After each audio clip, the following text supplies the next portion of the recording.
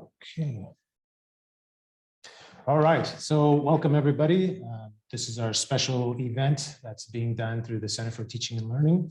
My name is Brent. I'm also, besides being a lecturer here at the university, I'm also the director of the Office of Institutional Research and Assessment. So I'm here with Syuzanna Sahakyan. She is my new, yeah, go ahead and bring them in. We have a few more people joining in. So she is the new assessment coordinator here for the office. So she deals a lot with evaluation, assessments, and instruction in that regard. So this is a very special event. And as we go through, the way that we've formatted this is that it's going to be a Q&A. There's some specific questions here dealing with pure lecture and some ways to overcome some of the issues associated with that method of instruction. So we're going to be posing and answering questions from each other. Right. And then at the end, if you have any questions, please ask them so that we can address those. If you have questions throughout, just put them in the chat and then we'll look at those at the very end. So again, thank you for joining us. So welcome all. We're happy to see you. Thank you for joining us for the webinar today on avoiding a pure lecture class format. We hope it's going to be pretty informative for you. And like Brent mentioned, if you have questions, we will address them towards the end, but feel free to put them in the chat and we'll have a look at them. Yeah. So getting back to the format, like you mentioned, we are having the Q&A and we're going to address each other questions. So why don't we start from the first question? On lectures. So lecture style, we try to avoid, but let's try to understand what do you mean when you say lecture as a method of instruction, Brent? Right, so that's really important, is that we have a good operational definition of what we're talking about right now when we say a pure lecture, right? And why we want to avoid it. So when we say pure lecture here, we're talking about an instructor that comes in and they have a class, and so they're using the entire class time or most of the class time simply to lecture, simply to give information, right? So it's a very passive form of instruction in that here comes in the instructor who's the subject matter expert, and they're just giving all this information to the student. The student is just sitting there and passively receiving the information. Okay. So that's what we mean right now, and that's happening a majority of that class period. So that's what we mean right now when we're talking about pure lecture. Okay, yeah. So when we're talking about this, we want to make sure that we're understanding why we want to avoid this, right? And so we need to know, well, why are instructors using this technique right now? So why don't you tell me, that's my question to you, right? Is why do instructors either use this all the time or a majority of the time when they're instructing? Yeah, perfect. So there are several reasons as to the benefits of using lecture as the main class format. I'm going to single out the two of them. So the first one is implementation and fast delivery of greater amount of information. Okay, so you said that it's easy to deliver because, again, the instructor just goes in with their notes or their book and they're giving information, so it's easy. And like you said, they're able to give a lot of information within that time period, right? So you have, let's say, an hour, and I'm just giving you all this information. So yeah, I'm able to deliver a lot of information to my students. Okay. So yeah, if I try to elaborate more on this, so is implementation in terms of the instructor has the perfect control of his time. He knows what he's going to do every step of the way. There are no interruptions. So he just comes up with his notes and just conveys the notes to the audience. So, but as for them covering a lot of information in terms of fast delivery, greater amount of information in a shorter period of time, again, since there are no interruptions, no participation from the audience, they can convey the facts and figures that they intended to. So here I would like to quote a famous mathematician and researcher who defined lecture as purely the transfer of one person's notes to that of the other person without having those notes pass the minds of the either ones. Yeah, so again, the two mentioned benefits, I think they are assumed benefits because they are not as real as they sound. Okay, so what do you mean by that? Because it's for sure it is going to be easier for the instructor. Exactly. And for sure they are going to be able to just give a bunch of information. Yeah, so those benefits, like you said, well, grounded, however, they are true in the short term. But if we look at the research in the longer term and we see what is basically the main purpose of the classroom instruction, the teaching and learning process, which is the students gaining the information, it lacks this benefits. So research has shown that students retain less information if they participate in the classes which use purely lecture formatting. So this leads to them not regaining the information, not being able to use it to apply it in real life settings. Therefore, so when the instructor uses lecture, it's tedious, it's boring for the students. Yes. So they lack motivation. They're not interested, because can you imagine if a student feels like his only obligation is just to sit there to passively listen to the instruction. He does not form this association with the knowledge. He is just like passively sitting. So listening to a boring lecture. So that's a great point. Boring, right? That's a specific aspect there. And again, going back to the research, because what we're presenting here is all research-based, and we'll have references in the end. Exactly. But looking at the research, they express that the biggest problem is when an instructor becomes boring, as they say, right? Or the student thinks that this isn't important information for them, it's not relevant, and it's not engaging. So that's the deathbed, is being boring. The key to not being boring is to implement something where the students are much more engaged. Instead of being a passive learner, now they're going to be a more active learner. And the way to do that is through active learning.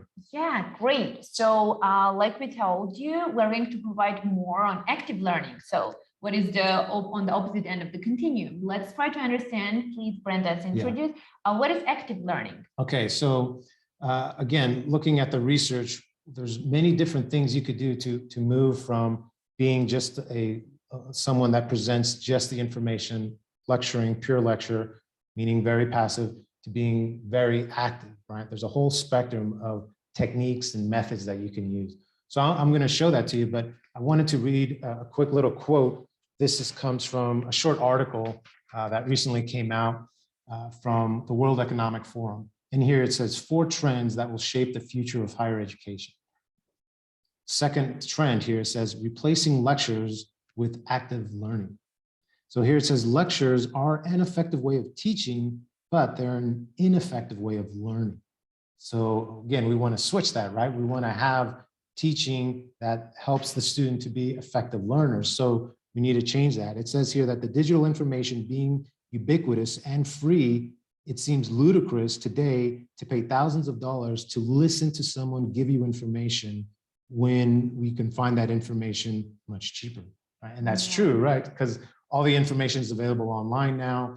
You have videos, you have, we're living in the digital informational age. So again, we want to avoid having the class that's just about presenting information and instead have more engagement. So in the digital era, it doesn't make sense, right? Just to go and listen to something which you can read instead. Yeah, so the comfort of your coach. Exactly. So here I'm going to show you the slide here, and it presents information in the form of an overall steps, right? So at the very bottom here, we have least active passive. So that would be a lecture. An example would be if I'm talking for an hour about something associated with business, right? Just as an example.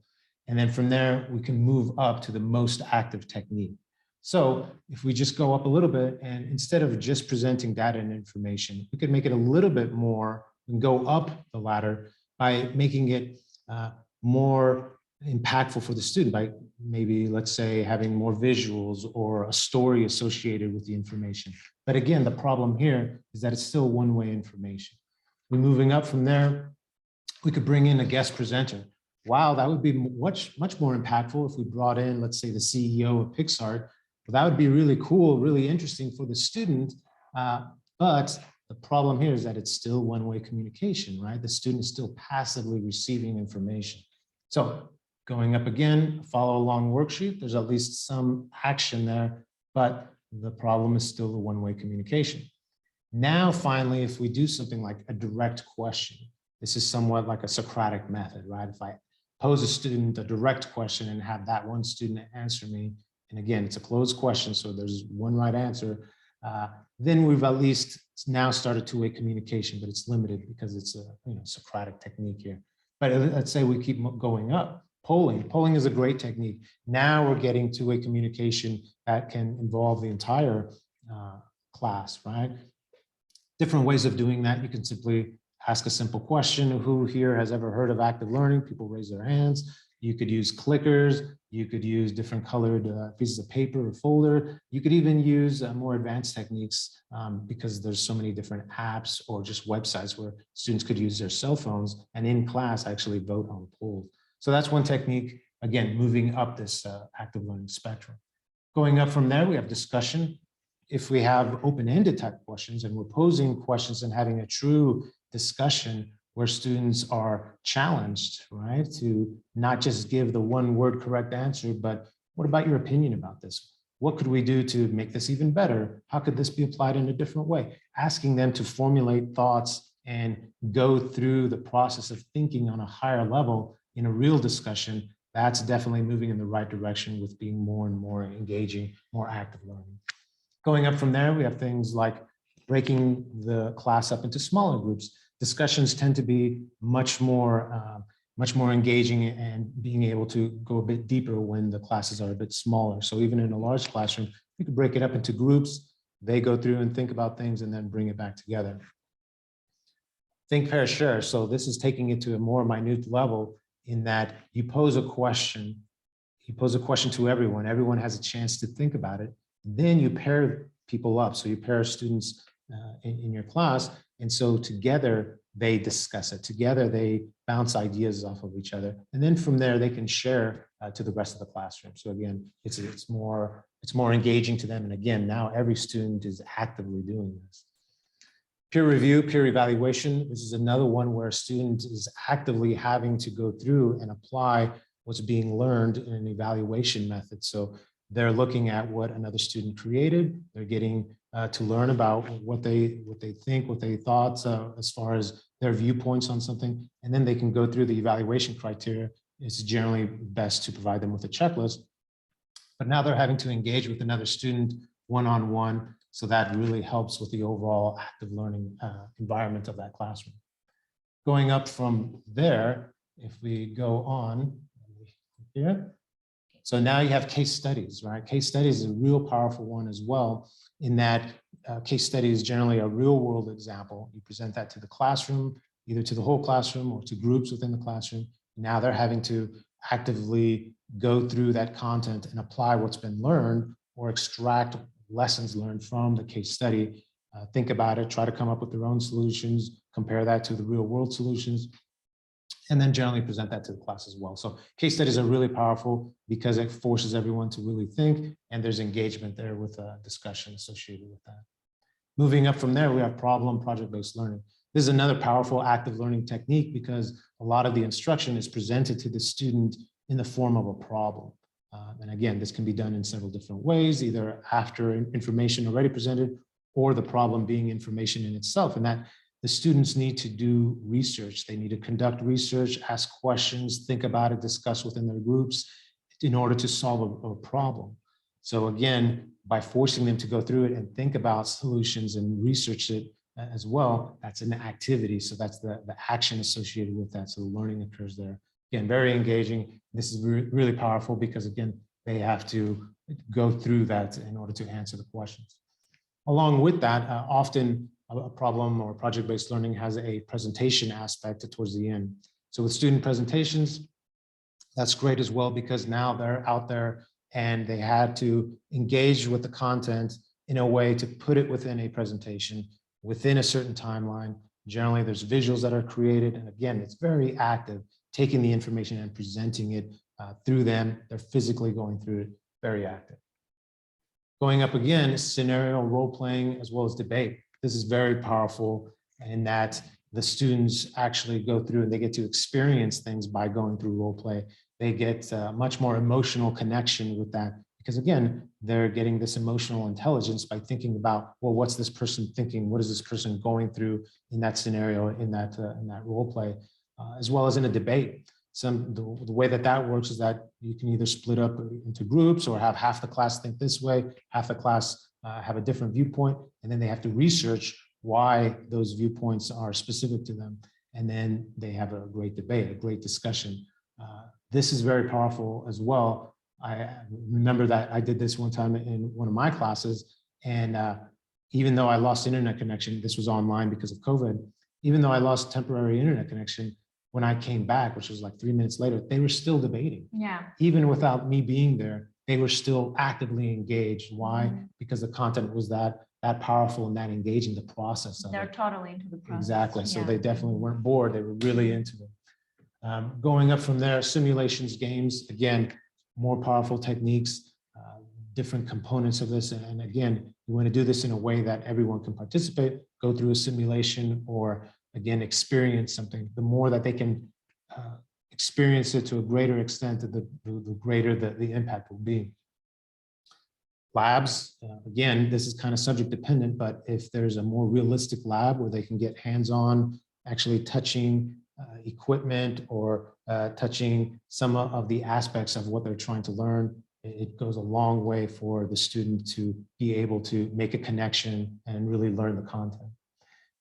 Internships, again, more realistic because they're actually doing something. They're actually doing the content. And that goes into the final one, which would be to actually running a business in this case. The more that a student is actually engaged, actually doing what the content is about, the more the student will be able to make neurological connections with the information, the more that they'll be able to have hands-on. So now we're gaining information about what's being taught in so many different ways, so many different pathways, that it really helps the student to understand and to remember, which is a key part of this as well. Yeah. While you were presenting, Brent, I was thinking that so the strategies on the higher end of the continuum, we can see how they tap into the higher order thinking skills, right? The students get to practice their evaluation or analysis or creating skills, which is actually great. And one thing I came to my mind is also the flipped classroom thing, right? Oh, yeah. So we can always have this one. In this case, you can assign prior reading or instructional video watching to the students, as I said, before the class time, so that your main class time you can use in order to have the students engage in more active learning strategies, thus making the actual aims. Yeah, totally. I mean, now that we have digitization of books and all of the content, as well as videos that are freely available on the internet, as well as the capability for instructors to create their own videos, all this information can be viewed and looked at before the class. That way the class could be maximized with whatever type of active learning you want to do. So, you know, I presented a lot of different techniques and possibilities, but what are some specific, again, research-backed benefits of active learning? Right. So as for the benefits of active learning, I'm going to tell you the main ones which research has singled out. So from different fields, starting from STEM to humanities, active learning has been proven to be resulting in students performing higher in the tests or any other assessment activities. At the same time, students have also, research has resulted in seeing that students retain the information better, the information that they gain through learning in active learning classrooms. On the top of this, the students also are able to apply the skills that they have studied during the active learning strategies in the real life settings, which is of course the end goal, of the teaching and learning of the instruction itself. So they can apply the skills they learned in the classroom, they get higher grades or other assessment activities, it's higher, and they can retain the information on the top of it.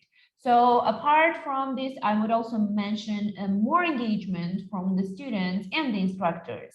So more motivation, more fun classes, I would say. Why not? So all of this make the students want to come to schools, and the instructors develop more engaging and interactive and fun classes. Yeah. So that's a key point right there. We kind of overlook this in academia, although there is some research on it. This whole component of fun, right? Like fun and motivation, is that really important? Is that the instructor's responsibility? So again, by doing techniques that are more active learning, then they are more motivational. That's what the research shows. It's more fun, not just for the students, but also for the instructor, right? Because now we're getting to see the reactions from the students. And if saying the word fun, that's already an emotional term. So the emotional connection has also been shown that if I have an emotional connection to information, I can retain it longer because I have more connections to it. I know how to use it. I have actually used it, so I have this experience. So again, it's really beneficial overall for all aspects of it. And this is also what students indicate in a lot of the end of course evaluations, is that they want more ability to actually use and apply what's been learned. So all this theory, they want to have more application, more praxis as far as that's concerned. Exactly. Yeah. So yeah, in addition, I just wanted to add one more thing. In addition to the academic benefits which student-centered learning offers to students, it also develops or helps the students to improve their social skills because they need it, right? They are the part of the society. They have to be equipped with communication skills. Why not supporting their peers, being engaged into different types of dialogue, societies. So yeah, it also helps them gain more experience, I would say, in this respect as well. Yeah, and that's a powerful component. I teach professional communication, and one of the big things that job markets are looking for are not just people that have the professional degrees, but also that they have the soft skills to be able to interact, to be able to work together, the teamwork, group projects, all that's really important. Exactly. Okay, so that is the main part of what we have. Yeah, let me see if we have any more questions from our audience. Okay, feel free to submit any. We will be happy to. Or you can unmute yourself and ask a question if you'd like. Oh, right. Yes. So feel free, whichever you'd like to do. And again, you can ask questions dealing specifically with your class. That'd be fine. We could work it together as far as possibilities or solutions dealing with what you're doing. Any questions, any thoughts, ideas? No? Okay, well, one thing I can share with you is I've used a lot of these techniques in my classroom. I've done, do we have a question? Yes, I have a question. Okay.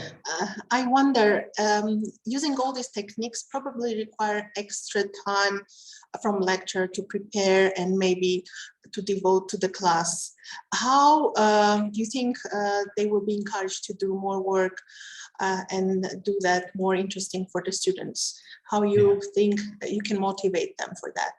Right. So yeah, you're totally right. I mean, it takes time to think about how are you going to implement one of these techniques. And again, lots of different techniques, creating questions if you want to do a discussion or a game. You know, there's different ways of implementing games, and we have an example within our website as well. But what research has shown is that the time that you use to create it and then implement will actually save you time in the future, because the students will be able to learn and understand the information better. So as opposed to you gave a lecture and now you have to go over the content again because they didn't get it the first time, or you're being bombarded with lots of emails because someone didn't grasp the concept. So this saves you that time, that you have a lot less of that because of the technique that you use for the instruction. Exactly. I can offer another benefit of instructors spending more time on developing actual materials, because it's also professional development for them, right? So they get to maybe improvise with different techniques. They get to challenge themselves. So we are instructors, but we want to be learners in certain aspects as well, so that we are open to new methodologies, which will improve our teaching process. In this way, we can, practice what we preach. That is to say, more active learning. Yeah. Good question, though. That's exactly it. These things do take some time up front, but it saves you time at the end. One more question, if I may. Thank you very much. That was very informative answer, and I'm sure that it drives you to the best available practice imposed by university also. My second question would be, during that process, involving students in training in new teaching methodology, do you think that will be encouraging them to participate more in class, and you think that will bring them more to the education process? For instance, after that they will go and study at the library and would be interested to get deeper and more knowledge after the class What do you think? I think there will be more room for them to do their own also study for the topic. Yeah. Don't you think? Yeah. Wow. Go ahead. I would say that according to the research, which we again presented, so this and the evaluations, like Brent mentioned, so they show that students do require more participation from their part and more active engagement, which is, I believe, their favorite. My experience has shown me the same. So they don't like boring, just writing dictations or listening passively. It's just more engagement. Maybe they get tired at the end of the day, yeah, but still they learn more. I mean, they understand it themselves. Yeah, so it's really interesting. One of the earlier courses that I taught, it was at a different institution, but it was a prepared course, and it had three, what they refer to as practical exercises, right? Which was basically like an active hands-on thing that they had to do in the class. And so I taught it the first time, and I asked students, for end of course evaluation, the number one thing that came up is that they wanted more hands-on learning. They wish that there was more practical exercises. So I did it again and I doubled the amount. So now we had 6. And same thing, they enjoyed the course, but they wanted more hands-on learning and they wanted more practical exercise. So I did it a third time. Now I had 12 practical exercises, 12 hands-on learning within the classes, and I got the same thing. They wanted more. They wanted more hands-on learning. They said they loved it way more than when it was just lecture time. So that really clued me in as to what students really want. They want to engage in the content. They want to be able to manipulate. They want to be able to get what was given within the theory and then turn it into practice. Exactly. Feel the relevance of the information. And then another part of that is, the course that I teach now, which is professional communication, requires communication, right? That's the whole course. And I have had some students that are like, well, I'd rather not participate in class. I'd rather not talk in class. And what I've told them is that this is part of the class. You have to, right? This is part of your grade. Your very specific grade deals with your participation, deals with your engagement. And at the end of the class, they've always come up to me and said, thank you. Thank you for making me do that. And now I have this skill. I didn't think I could be this type of person that could properly engage, but because of you having those components, these active learning components within the class, now I've gained this skill. Now I've gained this capability. So it is really important to implement these things for the students' benefit. Again, it does take a little bit more time, but it'll save you time and it's way more rewarding and way more effective as well. Great question. Yeah. Anybody else have any other questions, thoughts, ideas? I just wanted to say thank you, although I don't have any questions, but thank you for the informative session. Sure. Really beneficial. Thank you. Yeah, no problem. Thank you for being here. Yes, so I want to be sure to share my screen and make sure that everybody sees the references here. So if anyone wants some additional specific scientific research dealing with this, again, lots of different studies, lots of different meta-analysis that talk about this. So again, it's right there for you. So yeah, thank you all for participation. We hope the session was informative for you, and we hope to see you again in the future webinars, courses, maybe even not in the Zoom live webinars, within the framework of Center for Teaching and Learning here at AUA. Yeah, be sure you're checking your email, because we'll be sending out information dealing with future events, future resources that are made available. That'll come out through email as well as through our Facebook page. So if you haven't gone to our Facebook, make sure you go through to that Center for Teaching and Learning. It's at AUA. So thank you very much, and we'll talk to you later. Goodbye. Bye-bye.